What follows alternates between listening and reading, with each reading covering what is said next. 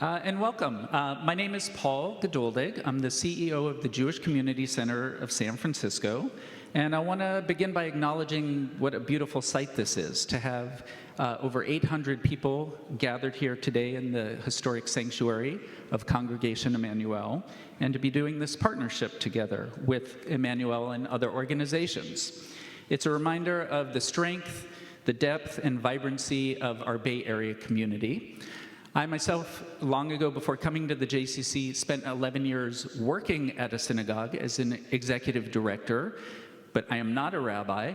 But hey, when am I ever going to get this chance again? So I'm going to channel some inner rabbi, and I'm going to share with you one of my favorite Jewish stories.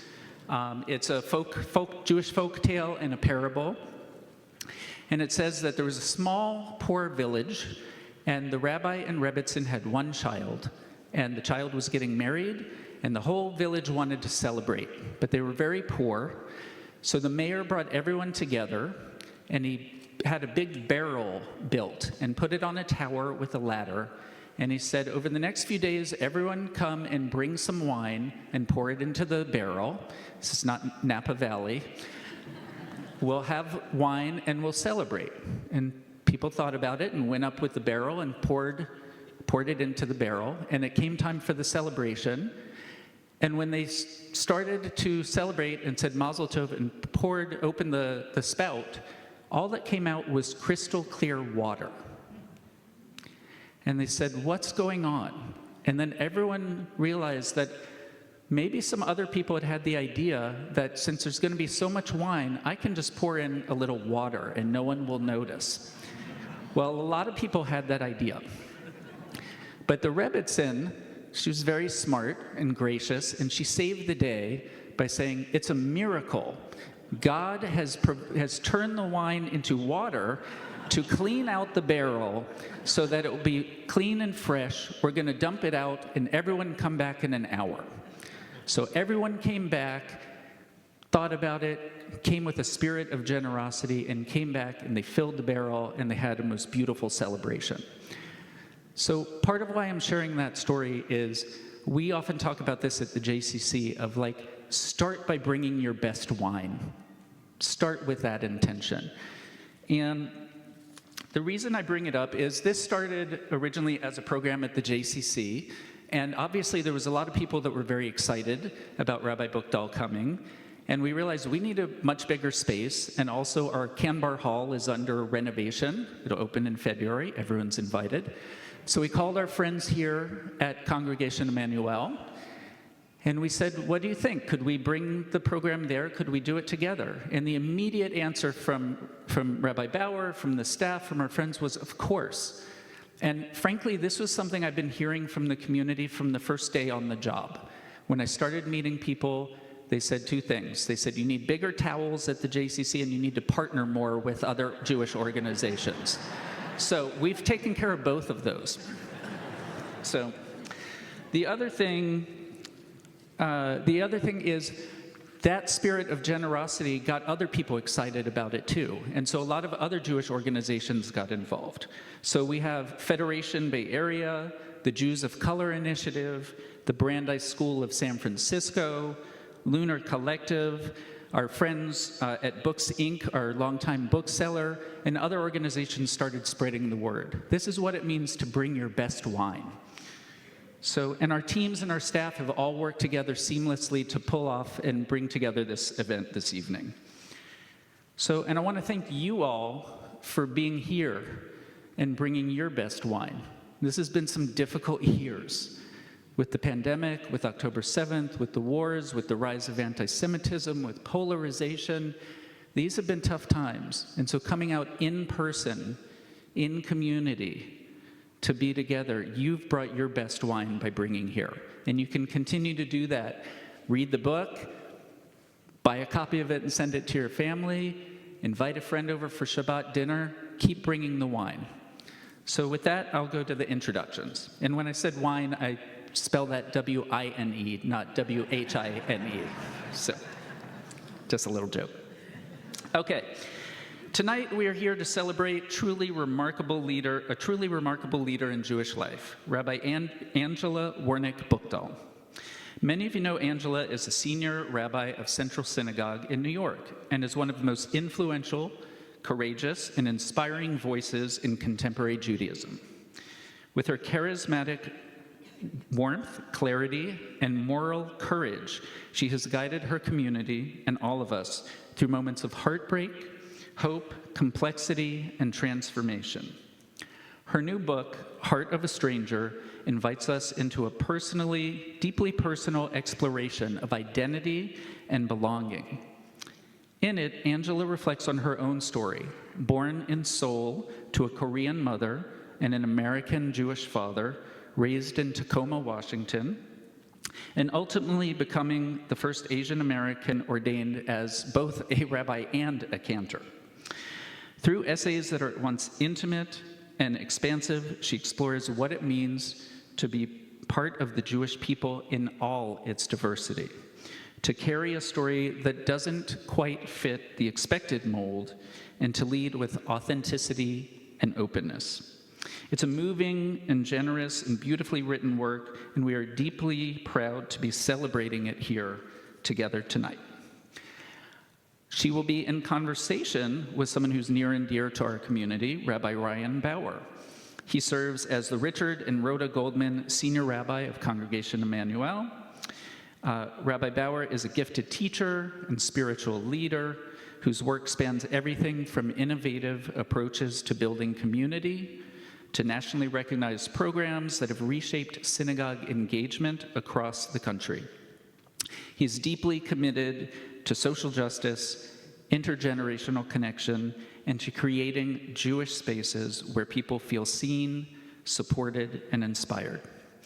Tonight's conversation brings together these two extraordinary voices, each grounded in tradition, each pushing the boundaries of what Jewish leadership can look like, and each inviting us to imagine what it means to be more inclusive, courageous, and connected to a Jewish future. So thank you all again for being here tonight. Thank you for showing up. Thanks for being a part of this wonderful community. Please join me in welcoming Rabbi Angela Buchdahl and Rabbi Ryan Bauer. Thank you.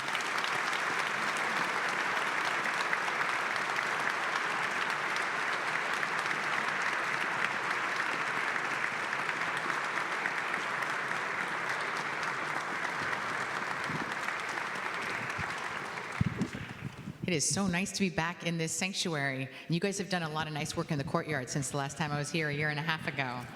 Thank you for this incredibly warm welcome. So before we kick it off, before we get in conversation, I just want to start off by thanking Paul, because he's not just a personal friend, but an unbelievable partner. And he's had this mission of, to quote you, he said, I want the JCC to be your JCC. And I can tell you in my family, every day, I have to wait a very long time for them to finish the JCC, but it's an important part of our community, so thank you. And Stephanie Singer and the entire JCC staff have done an unbelievable amount of work, and this sold out. There are no more seats here tonight for this event because we are on our 4th printing of the book. People like the book. And so it's a lot of work went into this. And I also just want to thank the Emmanuel staff as well, who, from our facilities team and our programs team that have been worked in hand to get us here. So thank you. Rabbi Buchdahl. Now, I have known, and if it's okay if I call you Angela from here. We've known each other a long time. A long time. When I was your song leader at Camp Swig. When I was you were a CIT. So. CIT in 1994. This was the head song leader, which is very intimidating. I think he spent a lot of the summer with his shirt off, I will say. Yes. That's not true. And so we have a connection, but you also were the intern for Rabbi Beth. And, we have these very personal, close connections here. And then, at the same time, so if we're going to move past there, I kind of want to move to the end of the story, where you are the most famous rabbi in the United States. You're a Jeopardy question, okay? Where it literally says, who is a rabbi, when it shows your face. And I think it was just last week, I get a text message saying, look who I saw at the Broadway show in New York, and people taking selfies with you and sending them to me. And then you write a book called The Heart of a Stranger, which in some respect, it feels kind of like the opposite end because it's the most familiar face in the landscape of American Judaism. So how did you choose this title? Okay, but you must understand that when I was an immigrant, just imagine when I was a 5-year-old biracial Korean immigrant moving to the Jewish outpost of Tacoma, Washington, if you had told me that I would one day be the Jeopardy answer for what is a rabbi, I would have said, that's impossible. Rabbis can't be like me. So it was a very long path from being a child in a very small Jewish community, growing up with a Buddhist Korean mother and a Jewish father, feeling that like I found a home in my Tacoma Jewish community, which was very welcoming and warm and supportive of me. I also found a home at Camp Swig, which I really loved and spent many summers there. But I often, whenever I ventured into a new Jewish community, I often was reminded that I didn't really belong in some way. And especially, I can tell the stories of, in particular, being in pluralistic settings where, for the first time, when I was no longer in a Reform Jewish community, which had, right when I came to America in the 1970s, Rabbi Alexander Schindler of blessed memory gave a very famous, controversial, prophetic outreach sermon, and he said we should be looking at interfaith families and not rejecting them. In the 1970s, by the way, it was not unusual for families to sit Shiva if their Jewish child married outside the faith. So this was a time when only 8% of children of interfaith marriage were identified as Jewish at all. We were losing over 90% of our kids of interfaith marriage at that time. So I happened to come to America right when Rabbi Schindler was saying, let's actually welcome in families like my mother, who's actually sitting in the front row right now, and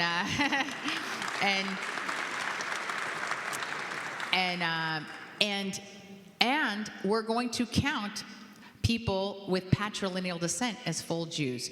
So this was the world that I got to grow up in, which I was very grateful for. But when I went out of the Reform movement and Reform camps, suddenly I was hit with the traditional halachic definition of Jewish identity, and the answer was, wait, you don't have a Jewish mother? You know you're not Jewish. And then I would say that even in the Reform movement in the 1970s, even if I did have a Jewish father and patrilineal descent was there, people looked at my face and they said, wait a minute, there's no way you can be Jewish, actually, not really Jewish, right? And so it was a lot of having to defend myself. And then forget about the external stuff. If you are a Reformed Jew from Tacoma, you can't play Jewish geography when you get to college. Nobody knows how to, it's not 6 degrees of separation to Tacoma Jews. I don't know what it is, but it's more than that. And not only that, but I was meeting these super Jews who were so knowledgeable. And I felt like I was not literate enough, not observant enough. I didn't know enough Hebrew. Like, there were all the ways. And by the way, what I learned as I got to talk to a lot of Jews, and I don't want to ask for hands in the room, is how many Jews, even with 2 Jewish parents, have that feeling of not enoughness as a Jew, or the apologetic ways that they don't feel like they're enough. And you don't have to have a Korean face for that to feel like you are, in some ways, an outsider in our own Jewish community. So I think that while I have, in some ways, landed in a very public position as a rabbi, and I'm grateful for what I hope the message that I can share in that position, there's a part of you that never outgrows your heart of a stranger. And I guess there's a part of me that maybe the argument of this book is I never want us to, because I think knowing what it feels like to be an outsider, not only is it deeply Jewish, it is the source of our compassion, our radical empathy, our creativity, our resilience, our strength, and I would offer that for all of us right now. So, that's why I called it The Heart of a Stranger. I will tell you that originally, for the working title for the first 3 years I was working on this book was Soul of a Stranger, because that's a more true translation of Nefesh Hager, which is the phrase in the Torah. But my editor, when it came time, like down to the wire, she was like, soul of a stranger, soul. That's such a religious sounding word. And I was like, this is the memoir of a rabbi. Do you remember that? I was like, she said, let's just go with heart. And actually, I'm really glad she did, because I want to say that even though I talk a lot about the stories of feeling like I was a stranger. The reason that I am a rabbi and that I am so committed to the Jewish community and the Jewish people is because I felt a lot of heart and love in every community I ultimately ended up in, and I hope that that's your experience as well. Well, so let's go to the beginning then. Like, if we go to Tacoma, in that small little Jewish community, what was it like growing up there? And describe the community to us. I'm just curious, is there anyone here who's from Tacoma besides my mother? Oh, yay, very nice. Okay, so not a lot of Jews from Tacoma, as you probably picked up, but there are. We have half of them here tonight, it sounds like. Yes, that's right. So it's random that in some ways that I ended up back in Tacoma, but not random in that my father's Jewish family had already been in Tacoma for 3 generations, almost 100 years. They were among the founding families of one of the 2 synagogues in Tacoma that by the 60s realized this community couldn't manage 2 synagogues, so they merged and became Temple Bethel, which was a Reform synagogue in name, but a little conservative-ish in practice. And we ended up moving after I was born in Korea. I moved when I was 5 to Tacoma, and while in some ways we didn't look like any other Jewish family at the temple, I also had the privilege of being a warnick, and I had dozens of cousins, and my grandmother was a matriarch of the synagogue, and my great-grandfather's AZA basketball picture was on the wall of the synagogue, and I felt like I had yichus, you know that word? Like I had lineage, like I belonged, and I was rooted, and it meant something to be a warnick in this community. And to give you just a small taste of what the Jewish community was like in Tacoma, my grandparents only socialized with Jews from the temple. That was sort of their social group, and they played bridge together every week and went out to a beach house every summer with other Jews. So when my grandfather's family business, which was a millwork business, that's how the Jews got out to the Pacific Northwest. It's where the trees were, and they were mill workers. And after the 1960s, when everyone else was going to machine fabrication, the business went out of business because my grandfather refused to do that. And it was 10 families in the synagogue that put up the money to guarantee the loan to put the business back on its feet. So that's just the kind of community that Tacoma was. We took care of each other. Everyone knew each other. There was one rabbi, and he knew every family. It was 300 families.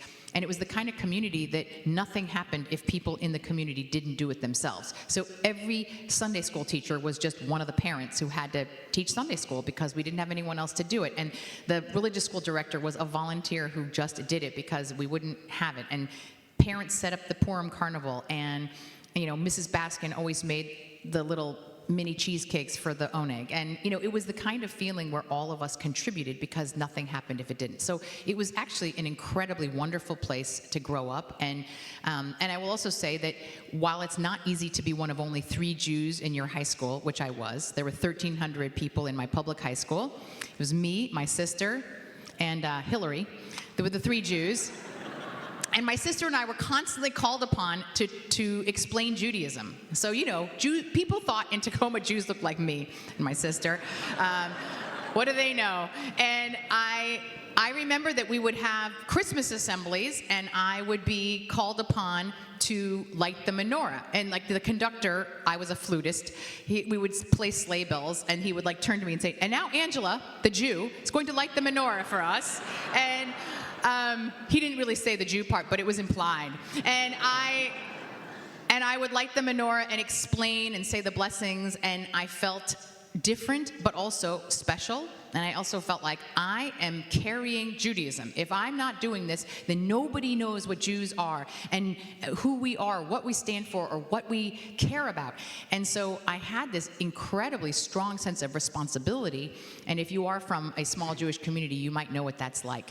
It's very, very different than growing up as a Jew in New York City and in a synagogue that is, 10 times or whatever it is as big as that one was. But we try to keep some of the best of that.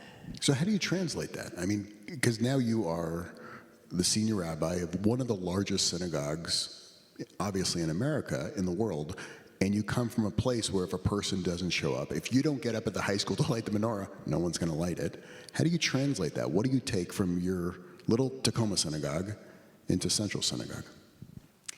So I like to think that we're the big synagogue that has a heart of a shtibel. And what I mean by that is both that it has the sense of intimacy that that the community's built one relationship at a time.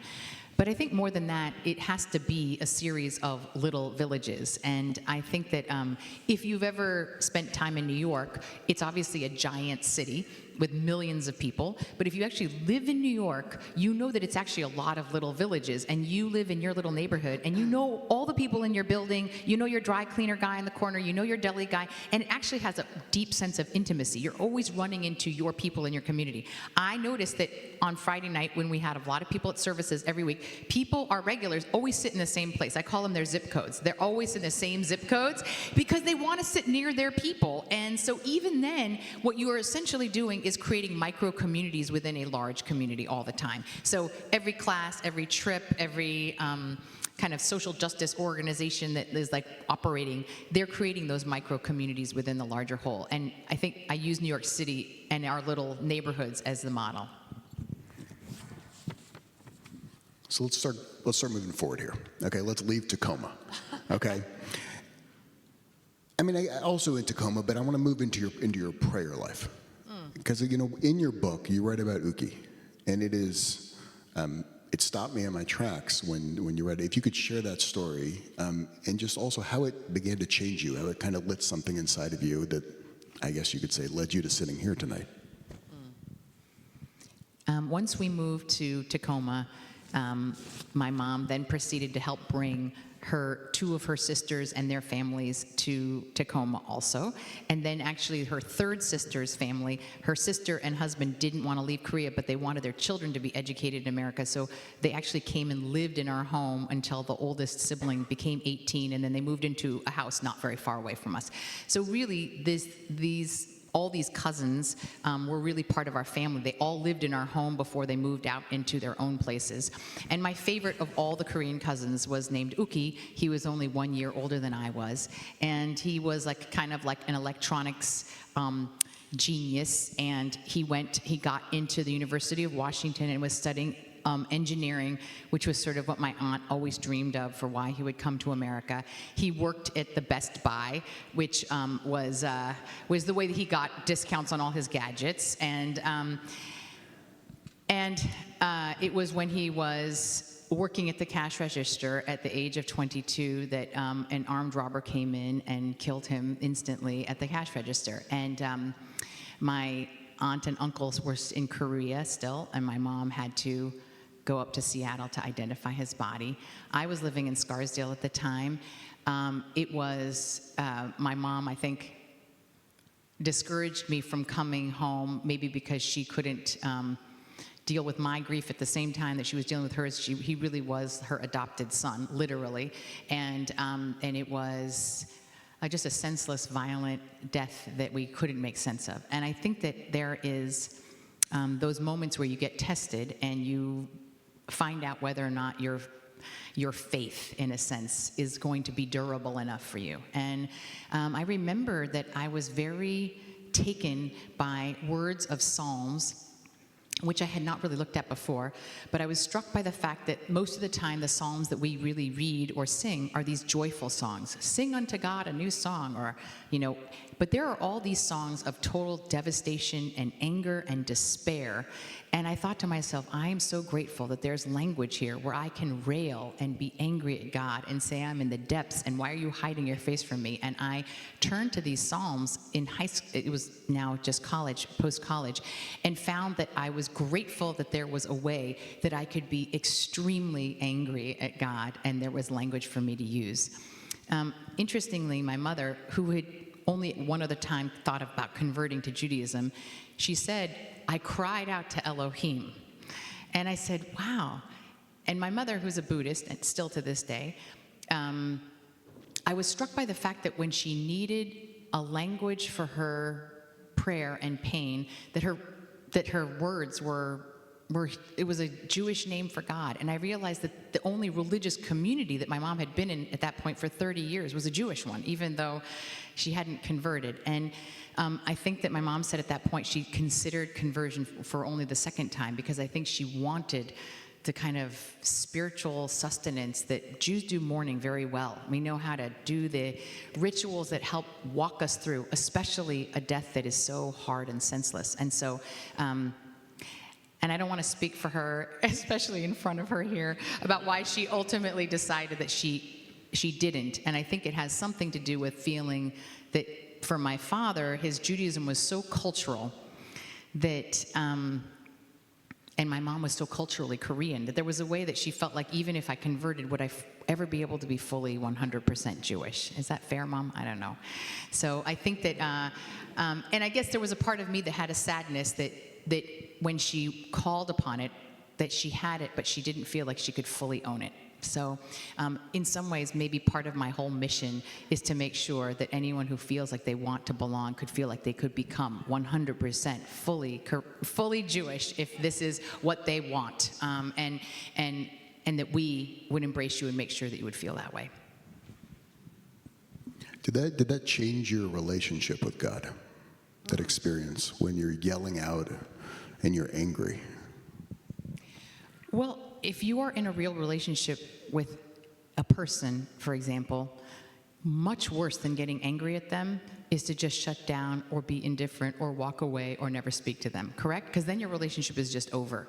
So I actually was grateful that I could be angry at God and really like just because that was there, I could still stay in relationship with God, I would say. That's and so yes, I'm not sure that it changed it, but it gave me language and it allowed me to stay in it, as opposed to just walking away and saying there is no God. Because by the way, when you have tragic events like that, that's another very reasonable outcome, is to say there must be no God and I'm done. Can I ask you, rabbi to rabbi? Because it's interesting. I think culture in Judaism we're comfortable with, but the G word. People, they're not comfortable with God. And you write in this book a description of God I have never read before. And I had to read it multiple times because it was so powerful. Can you share that of the way and it was the way you were teaching kids God and the way you understand it? Okay. I hope I can remember this. I'll correct you. Okay, good. So it's very hard. It would be easier to have a God that we could draw or picture. It's very hard to have a God that's not supposed to have an image. And so when I speak to kids about God, I say to them, instead of thinking about drawing a picture of God, I ask them, what if you were to draw a picture of the wind?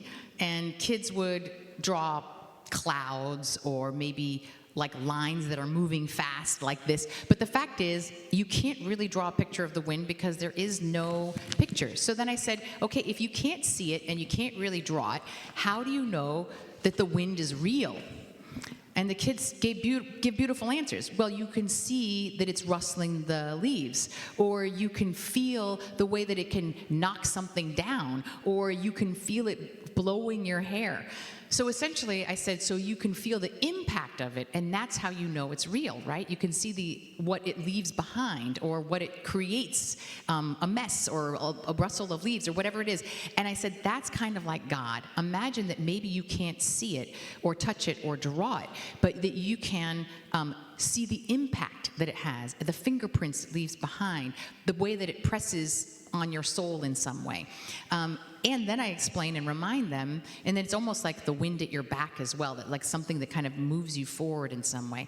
Then I explain that ruach, which is the word for wind in Hebrew, is also, of course, one of the names of God and also of spirit. So, but the beautiful thing is that we have dozens and dozens of names for God in Judaism because there are so many ways of understanding God. And maybe one of my favorite names for God is when Moses specifically asks God, what is your name? I need to know your name. And God gives the best name possible. He says, Ehyeh Asher Ehyeh, which I can't even translate exactly, but I would say the best translation I could give is, I will be what I will be.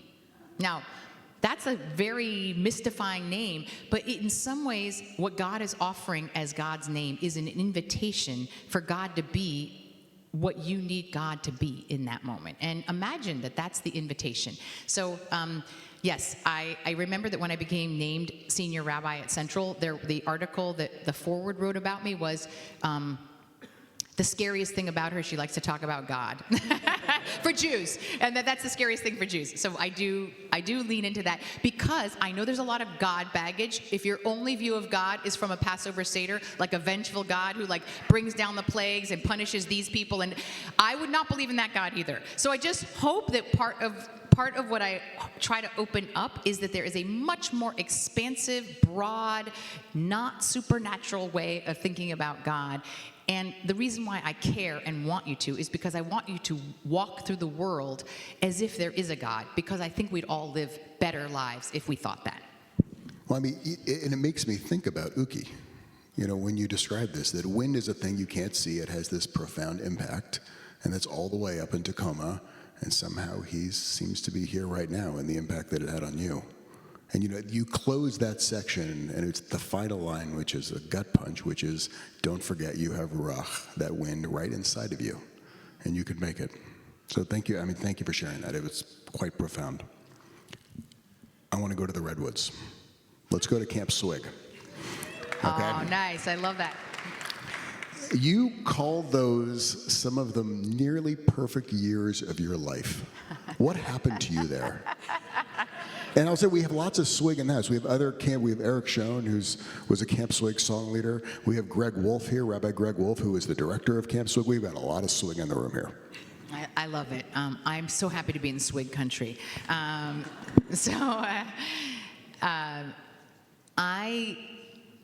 loved my Tacoma Jewish community. One thing that it didn't have a lot of was like good, joyful, Jewish music. My rabbi was wonderful. He was like out of Central Casting. He was a refugee from Kristallnacht when he was 8 years old from Germany. Wise, wonderful, warm, intellectual, totally tone deaf. And we were in the kind of community that could only afford one clergy person, so we did not have a cantor. So services were led by 3 professional non-Jewish singers who sang out of hymnals in like this very uninspiring 3-part harmony that was like engineered to make you want to not sing. And so that was sort of like what services were like. And then I have this chapter which I describe what it was like to have this amazing song leader come through for Tacoma for a few years, and she introduced me to Debbie Friedman and Israeli songs, and I was in love with Jewish music, and then she disappeared almost as mysteriously as she arrived. And I remember that for the next few years, I begged my religious school director, please, we need to bring back a Ruthie or a Jewish music teacher. And she was like, we're in Tacoma.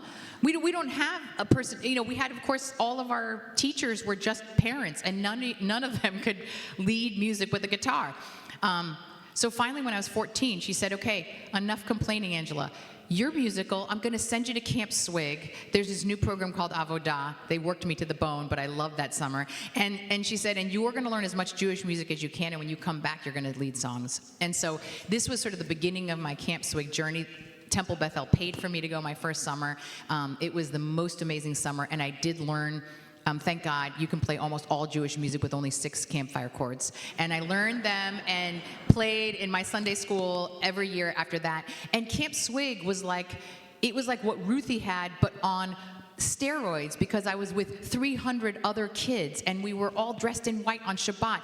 And there was no one who reigned more supreme at Camp Swig than the song leaders. Let's be real. That's and true. They would like get on the tables on Shabbat, and it was like the energy was raucous, and I felt like this was sort of like the most perfect place on earth. And I can't even tell you, like, I loved Camp Swig so much, and the smell of the redwoods. Every once in a while, I'll just get a sniff of something that reminds me of Camp Swig, and I will be brought back there immediately. So those were magical years, and it was the only URJ camp until Cosman was started a few.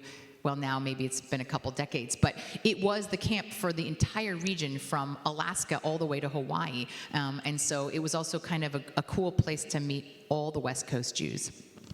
I mean, it also becomes, it's an epicenter. If you look at like the Jewish leadership, it's where Debbie Friedman comes from, Shlomo Karabach, goes through there. Elke Abramson, who oversees Wexner, Rabbi Peretz Wolf Persan, who is here, comes through there, Helen Burke. It goes on and Levi on. Sell, Elsie Stern, there were tons. Yeah, we had Adam Duritz. Ryan Bauer. Angela Buchdahl. You had the Counting Crows singer, went to Camp Swig as well. Wow. Yes, there's a fact. 1990s, 2 good singers. You as well. But when you look at where we are today, if that's this epicenter that is churning out these leaders that are, radically changing what Judaism is, where do you think we are today, and what do we need when you look at the American Jewish landscape? Well, I do hope that we continue to invest in what I would call immersive Jewish experiences. I still think that Jewish camps, I'm so glad. I haven't been to Camp Newman, but I know that is, became the new Camp Swig, right? I'll tell you, my brother-in-law right here, Reuben, he oversees all of the reform camps in America. Awesome, yay. Shout out to camps, because I just want to say that I think that, there's probably no more powerful experience than immersive Jewish experiences like Jewish summer camp. Day schools are also incredible experiences. I'm very fortunate that my kids went to a Jewish day school, but we're not going to be able to scale that probably as fast or as much as we want to, and it's very expensive. So I think that we need to invest in those experiences that people can be in, where they're living on Jewish time, not just for a couple hours of Hebrew school, not just for one holiday with their family, but really in Jewish time for days and weeks at a time. And I think that's, when we talk about capturing this moment with the surge, which I'm sure you've heard this idea that there have been a lot of people who are much more interested in getting engaged in Jewish life post-October 7th. I would say that one of the things that I hope that we can capture, and this is not just, by the way, for kids, we should be creating adult kinds of immersive Jewish experiences as well, where we can actually live in Jewish time together and create thick bonds of community that ends up, filtering into everything. And I do think it's a pipeline for Jewish leadership. So I want to move to right after Avodah.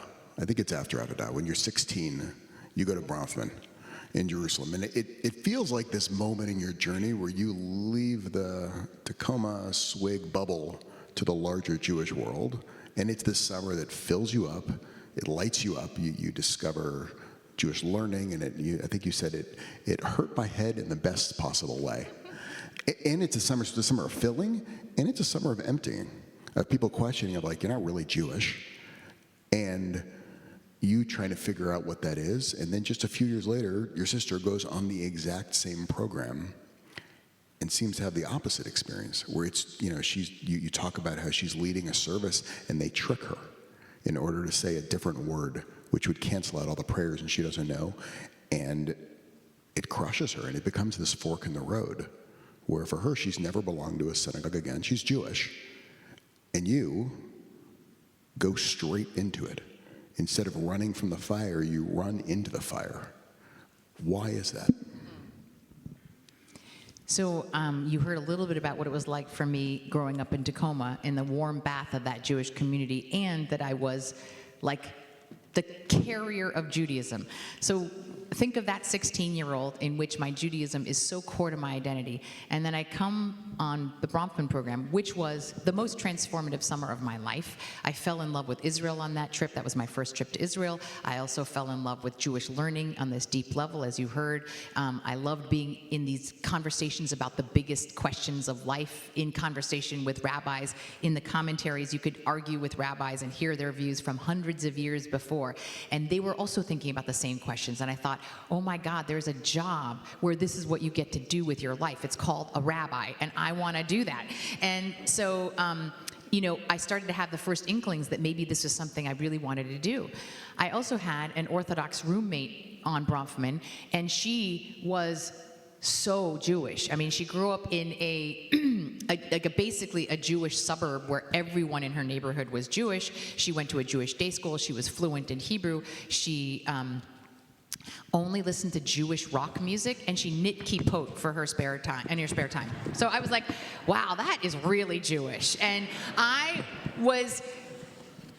didn't want to admit to her that I was playing flute in the marching band at Friday night football games. And she was like, that's what you do on Shabbat? And so I felt like I was already feeling quite insecure about my Judaism from that. But then we had to have a conversation navigating how we were going to keep Shabbat in our room. And ultimately, by the end of that conversation, she said, you know, Angela, I can respect your opinion as a person, but not as a Jew, because you're not a Jew. And it was devastating for me, even though I'd been kind of warned that that was a definition that I didn't match, and I don't think in any way she was actually trying to be cruel. This is the halachic definition, and I just didn't have it. And I remember that I was upset by this deeply, and a friend of mine afterward, also in the group, said, don't worry, Angela, you can just convert. And I remember thinking to myself, I have to convert to the only thing I've been my entire life? That felt somehow deeply like a capitulation that I was not willing to make. Because my personality, I have inherited from my mother, and she is definitely a fighter, I leaned in. And by the end of that summer, I was like, oh, you don't think I'm Jewish? I'm going to be a rabbi. Now, I didn't. That was a great move on their part. Yeah. Well played.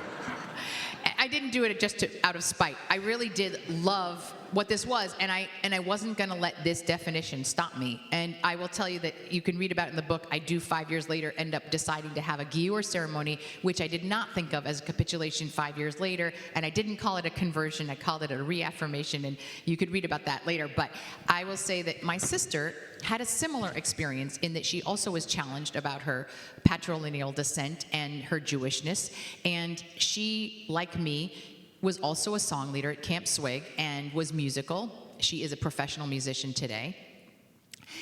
On her last Shabbat with Bronfman, she was asked by many people, can you lead us in the Havdalah for the last Shabbat? And my sister said, of course, I'd be happy to do that.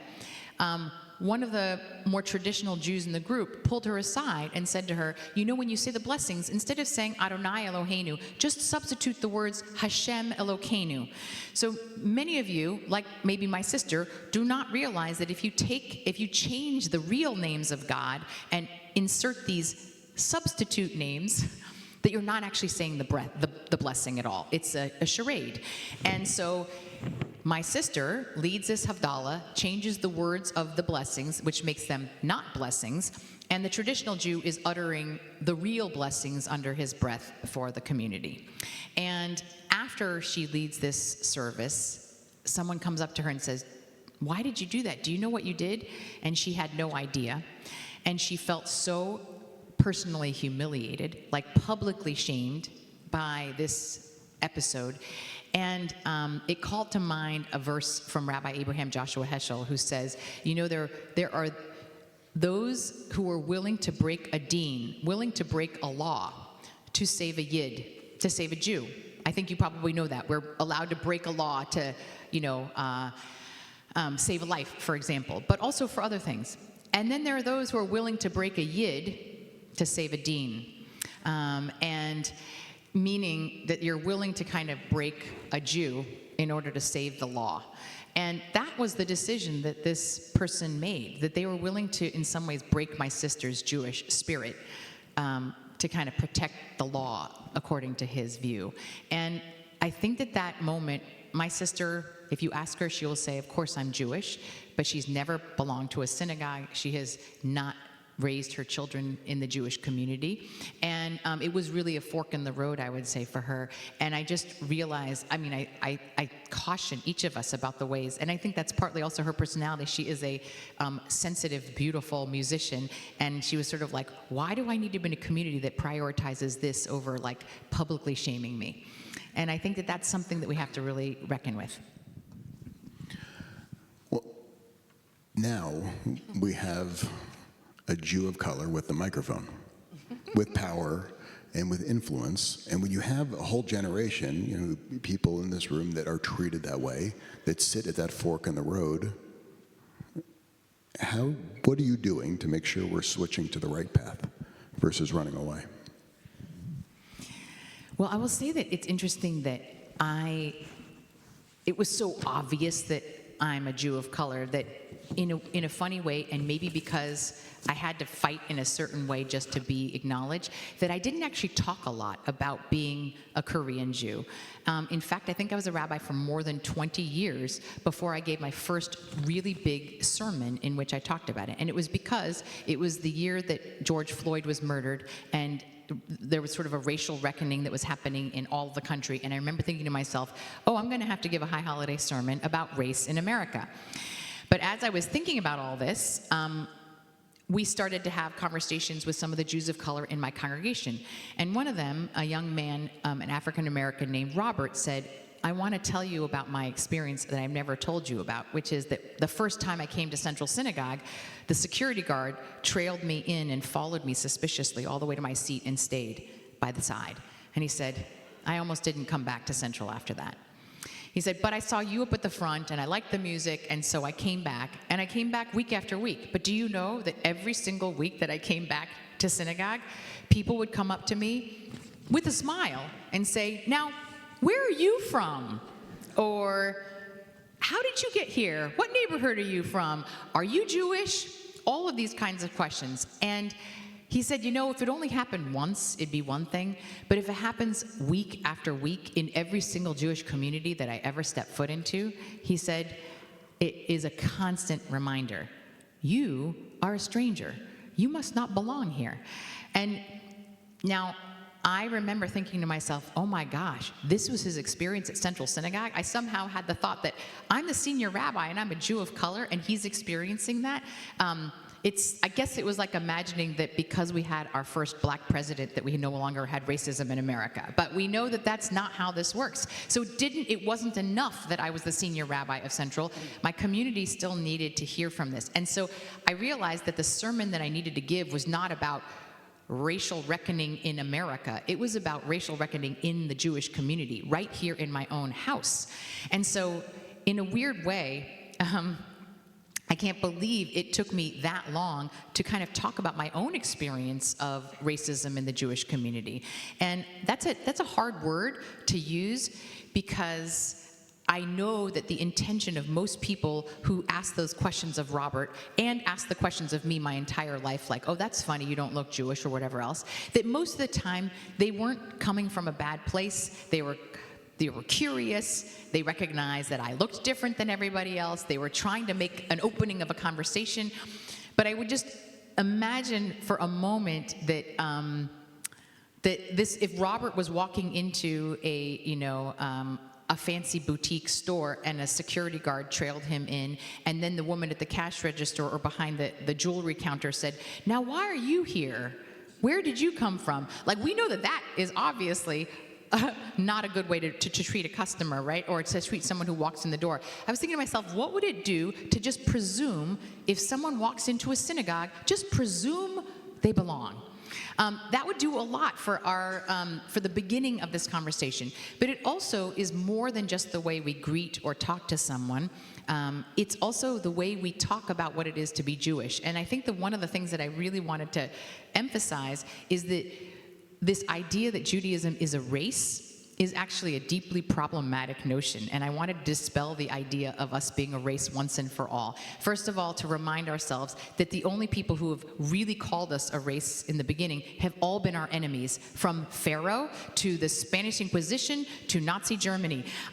And race, what I mean by that is racialized language of like, these are immutable characteristics, it's your bloodline, it's the shape of your nose, it's like these things that you cannot change. And by the way, you can't become a different race, right? And so it also makes it an exclusive club you have to be born into. The fact is, when I gave this sermon, it's interesting, people came up to me afterward and said, but I took a 23andMe test, Rabbi, and I'm 99.9% Ashkenazi DNA, so how can you tell me it's not a race? And I said, no, it means that you are an Ashkenazi Jew, which is wonderful, but that doesn't mean that we are a racial line, because your DNA would look different than a Jew that came from Iraq for 2,000 years, and it would look different than an Ethiopian Jew and different than an Indian Jew. And does this mean that because race and that racialized language has almost always been used to create hierarchies of human value? So we need to get out of that business. And yes, for sure. So I invited us to stop using the language of race for Judaism, to use the idea that we are a family, a people and a family. And a reminder that you can be a part of a family by just being born into it. That's your inheritance. You can also be part of a family in the fullest way by being adopted into a family.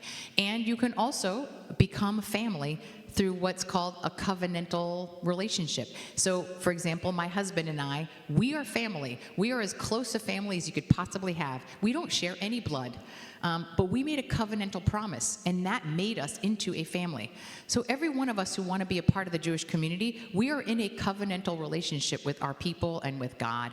So what if we were to imagine that everyone who wants to be a part of that covenant is 100% fully Jewish, full stop? That's sort of the way I'd like for us to think about how we create a Jewish family.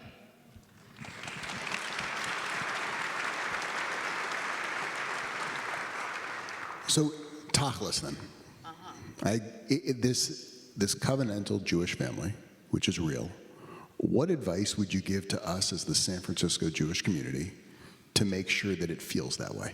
What action, if you could give us one action we all could follow that we could change the city?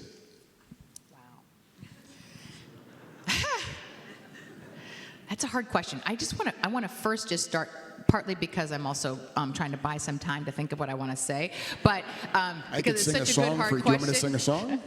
No, you don't. No, I want to actually start by saying that I'm not just saying this. This is the most diverse crowd I have seen at any of my now 30 book talks. So I want to say, yay, San Francisco. I know a lot of this is the leadership of the Jews of Color Initiative, the Lunar Collective, and people just coming out. Also, I think because San Francisco happens to be a really beautifully diverse community that has already done a better job than many cities of actually being incredibly inclusive and welcoming. So I already think that San Francisco, you are way ahead of the curve here, and I'm just seeing it in the room. So that is a beautiful thing. We have a lot of work to do. And, yes.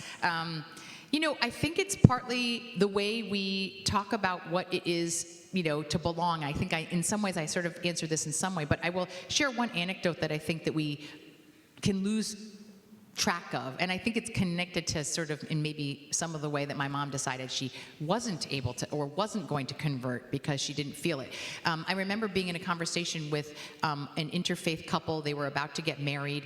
She was actually very open to conversion. She was a Protestant Texan who went to church every week and grew up in that kind of a family, a church-going family. And her husband grew up in New York, culturally Jewish. They went to services for the high holidays only, and a very familiar story. He really wanted her to convert to Judaism. So I asked in front of her, tell me, what does your Judaism mean to you? So that she could understand why he cared so much. And he said, well, it is just like who I am, and it's my culture, and it's like this feeling I get when I'm with other Jews, and it's like the way that I could walk into a party and I can always just pick out the Jews in the room. And his Texan WASP wife and I looked at each other. You mean like us? Like that's, like your rabbi?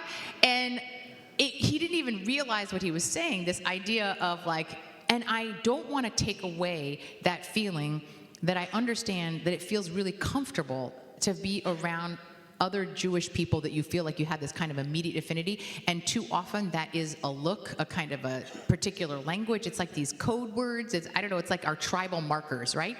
And those tribal markers are very hard to have if you're just not Ashka normative. And so I think that and so I think that is its own impediment to feeling that we actually are really welcoming. So it's all sorts of things, from the representation of who you're honoring on your bima, who sits in your leadership, how you welcome, what you talk about, how you make your family trees. All of those things are ways that it's just a little bit of consciousness raising, I think, is the first place. But I do think that you are, we all still have work to do, but I really do think that you're doing it, you're in many ways leading the way for us. So I want to shift to your father. And the one thing which I've not gotten to say is that from reading the book, you are like the Hasidic Rav, the Hasidic Korean mother Rav, and just the spiritual guide, which I think enabled this to exist. So thank you very much. You talk about your father when you are learning piano, is that he would sit right next to you, and he would take these big breaths to try to be patient as you were learning, and then slowly you began to learn piano. And he calmed down more, and then eventually he moved over and sat in the chair over there, and at some point just closed his eyes and would listen, and you were alone on the piano bench, all by yourself playing. You, as the rabbi of where you are and the status of what you reach, and I even think of with Colleyville, and most of us know the Colleyville story with the terrorists wanting to talk to the chief rabbi of the United States, and your phone rang. And my question for you is now as you sit on this bench alone, what brings you comfort and what calms you down?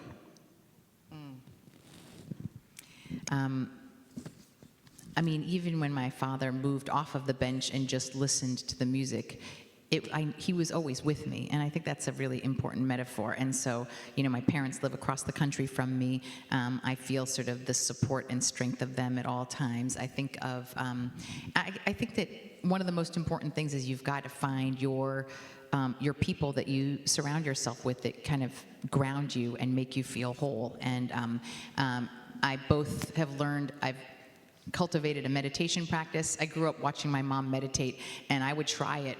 I would even try it for days at a time. And I remember I would sit there and quiet, and I would just be like, it's not working. I don't know what I was expecting, some kind of big epiphany or like some white light that I was like going to come up with some brilliant idea. It wasn't until I did the Institute for Jewish Spirituality, it's my plug for IJS, that when I did a full 5-day retreat, mostly in silence, that I needed a kind of a critical mass of hours to understand, no, it's a practice. It's not like some epiphany that happens right away. It's a kind of a clearing of the mind that ultimately at some point you come to some clarity. So I have a meditation practice. I also have a fantastic husband who is incredibly supportive. But I would also say that one of the chapters I talk about is that I have incredibly close female friends, and they're my posse, and brain trust, and I don't think that I could do what I do without them, and I don't need like a huge number of them, but I have a few that they're very close, and I'll share with you that one of them is one of my best friends from college, and she ended up in Portland. She is a famous ER doctor, and she has a very big media presence. And because of that, she also would get trolled regularly because that's what people do on social media, apparently. And so whenever her response at one point to her trolling was that she would just put a picture of an otter as a response, because she's from Portland and otters are very cute, and it's like I don't know, is it the state animal of Portland or something, or of Oregon? Anyway, she would just put up a aquatic mammal, because who could argue with that? And then her other female doctor friends, whenever anyone else was in that position, they would also they started putting up otter pictures. Now, female otters are called bitches, by the way, which is a great thing. And I was thinking about the fact that, like, I grew up with this, I don't know, society likes to portray female friendships as catty, like there's the queen bee and they bite each other and they're jealous. That is not my experience of female friendships, and I want to give you the model of these otters. That female otters, when they fall asleep, they actually lock arms with each other and hold each other up. And not only that, they lock arms so that when one falls asleep, nobody drifts away, no one drowns, and they kind of are taking care of each other even when they're sleeping. That locking of arms is called a raft. So that is my metaphor, is that you have to have your raft of bitches. And seriously, That's a quote from the Talmud, I think, yes? It's a quote from the Talmud. That I would not be able to get by without my raft of bitches. And I think each one of us needs to find our own, and these are the people that give me comfort and keep me afloat. And good night. Thank you for coming. So I have one final question for you, because we're going to open it up because we want people to be able to ask questions as well. And it's early on in your book. You describe that you're sitting by someone's bedside at the very end of their life. And you recalled a story of Jacob, and that Jacob is sitting there at the end of his life. And when he suddenly realizes that his kids are going to carry on Judaism and there's going to be continuity, he's finally at peace and he finally lets go. It's not about God in the Torah, it's about continuity. And so my question for you is that if this was the last time you ever got to speak to a group, if this was it, what is your hope for the Jewish people?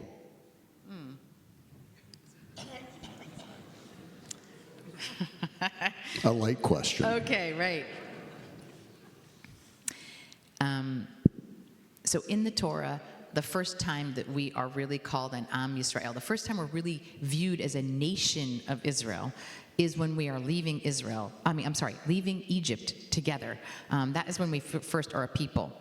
And in the Torah, it has this weird phrase. It says that we are an Erev Rav, that we are a mixed multitude.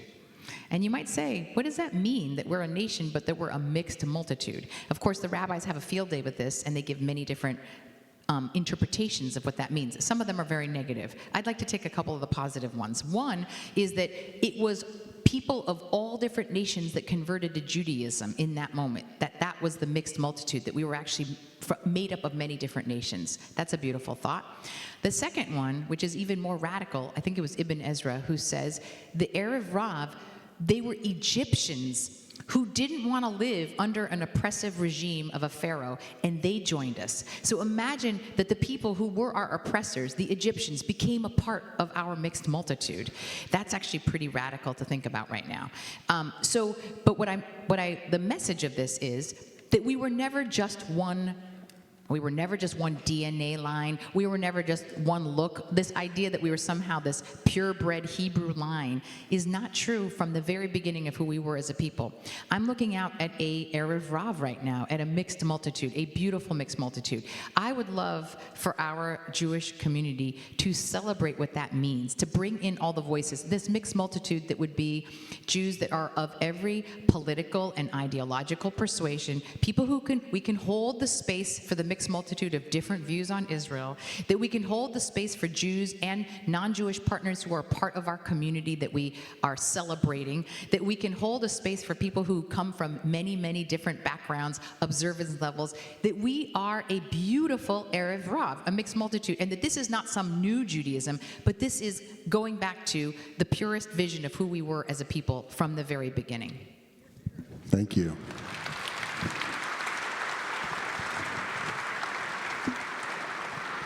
And so as Stephanie and Forrest, as they come around with the microphones, I'm going to remind everybody that a question ends in a question mark.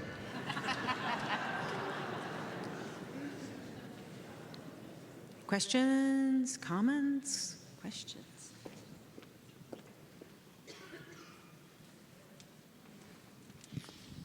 Hi, thanks for coming. I want to give a plug for your audio book. Thank you. Wonderful to hear you say your story with your own voice and you sing. So it was wonderful to hear your voice.